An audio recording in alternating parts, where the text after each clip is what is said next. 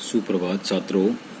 हमने अकबरनामा व बादशाहनामा जो मुख्य इतिवृत्त हैं इनमें अकबरनामा के बारे में कुछ थोड़ा सा पढ़ा था।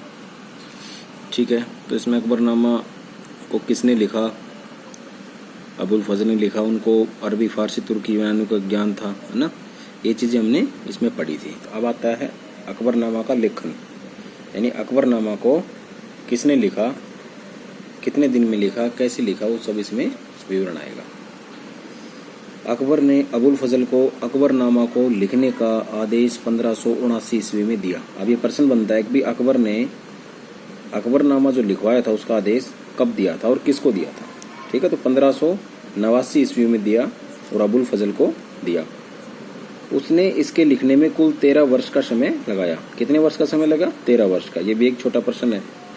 इस काल में उसने कई बार इस पुस्तक के कई प्रारूप तैयार किए। प्रारूप मतलब अलग अलग डिजाइन। ठीक है, कि कौन से काल में? इन 13 वर्षों में, जो ये 13 साल थे, इनके अंदर जो अबुल फजल है उसने कई प्रारूप तैयार किए। अंततः इसे अंतिम रूप दिया। इस पुस्तक में घटनाओं का क्रमानुसार विवरण है, यानी क्रमानुसार एक के बाद एक, एक के बाद एक। पहले यानी जो भी घटनाएं हुई, अकबर का जन्म हुआ, कैसे खेला, कैसे बढ़ा, कैसे उसने कौन से गुरु ने उसको युद्ध कौशल सिखाए, कब कब उसने लड़ाइयाँ लड़ी, कब किससे विवाह किया, है ना, क्या क्या उसकी खासियत थी, ये सब चीजें इसमें सॉरी जो क्रमानुसार जो घटनाएं उनका विवरण है। लेखक ने इसे अधिक से अधिक मौलिक दस्तावेजों तथा जानकार व्यक्तियों के मौलिक प्रमाण देकर लिखा है। या लेखक से मतलब है अबुल फजल से।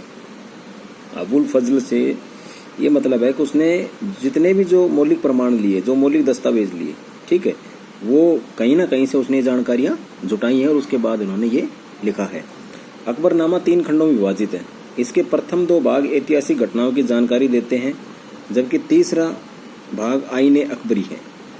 अबुल फजल को बाबर व हुमायूं के काल की घटनाएं उपलब्ध कराने की जिम्मेदारी हुमायूं की बहन गुलबदन बेगम को दी गई। इस कड़ी में गुलबदन बेगम ने हुमायूंनामा का लेखन किया। अब देखो, जो ये अकबरनामा, इसके 3 भाग हैं, 3 खंड हैं, 3 पार्ट हैं। इसके जो पहले जो 2 पार्ट हैं उसमें इतिहास की घटनाओं का विवरण है। ठीक है, ऐतिहासिक जो घटनाएं थी पुरानी उसमें उनका विवरण है। जबकि जो तीसरा भाग है उसमें आईन ए अकबरी, इसमें आईन ए अकबरी का लेखन है। अबुल फजल को बाबर व हुमायूं के काल की घटनाएं उपलब्ध कराने की जिम्मेदारी किसको दी गई? गुलबदन बेगम, जो कौन थी, किनकी बहन थी? ये हुमायूं की बहन थी। ठीक है, इस कड़ी में गुलबदन बेगम ने हुमायूंनामा का लेखन किया। जो गुलबदन बेगम है उसने ही हुमायूं के जीवन से संबंधित हुमायूंनामा का लेखन किया था।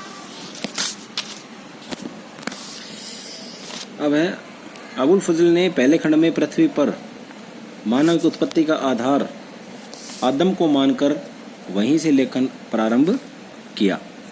उन्होंने इस कड़ी में पैगंबर मोहम्मद, भारत में दिल्ली सल्तनत का संक्षिप्त परिचय देते हुए अकबर के शासनकाल के प्रारंभिक 30 वर्णों का वर्णन किया है। ये जो पहले खंड का विवरण है, पहला खंड जो है इसमें क्या क्या आया?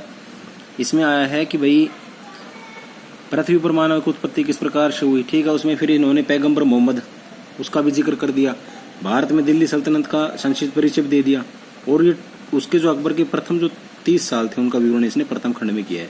अकबरनामा के दूसरे खंड में अकबर के 30वें वर्ष से लेकर 40वें वर्ष यानी 16 वर्ष का जो विवरण था उसमें उसका शासनकाल का विवरण है। इसके बाद वह अपना लेखन जारी रखना चाहता था, लेकिन 1602 ईस्वी में अकबर के पुत्र सलीम, बाद में जहांगीर ने विद्रोह कर दिया। इस दौरान सलीम एक षड्यंत्र के द्वारा वीर सिंह बुंदेला के हाथों अबुल फजल की हत्या करवा दी। यानी इसके बाद जो अबुल जो फजल है उन्होंने 2 ही इसके खंड लिखे।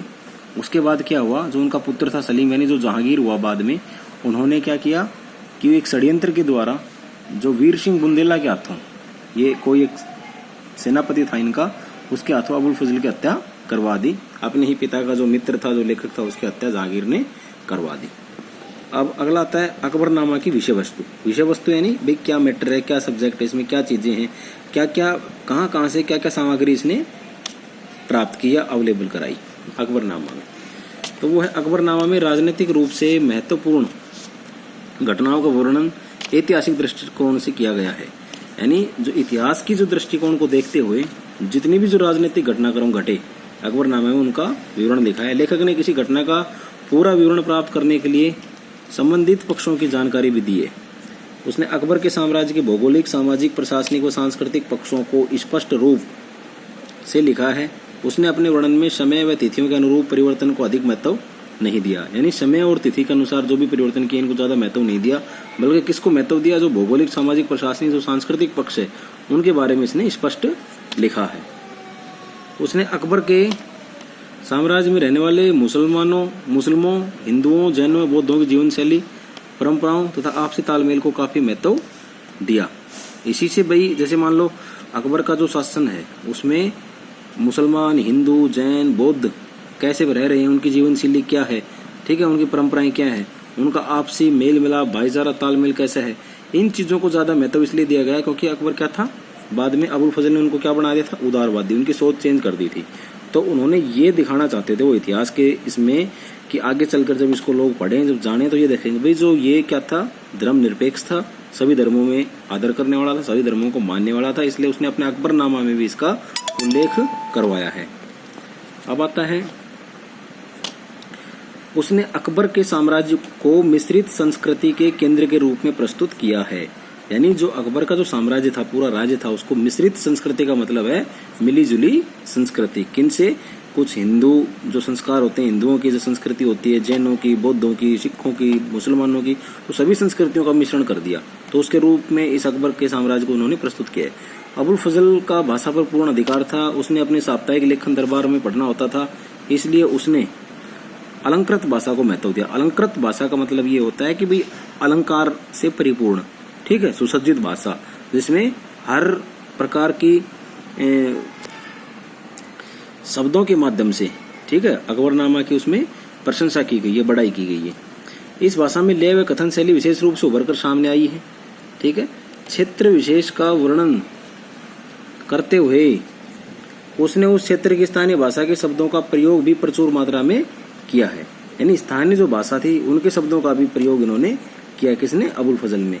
उसके इस प्रयास से भारतीय फारसी शैली का विकास हुआ, यानी जो अबुल फजल ने ये जो प्रयास किया था मिश्रित भाषा का, और जो ये जो शैली थी अलंकृत भाषा का जो शैली किया, तो इसमें जो भारतीय जो फारसी उर्दू का विकास हुआ, यानी बोली तो भारतीय और लिखाई फारसी, तो इसलिए क्या हुआ, भारतीय फारसी शैली।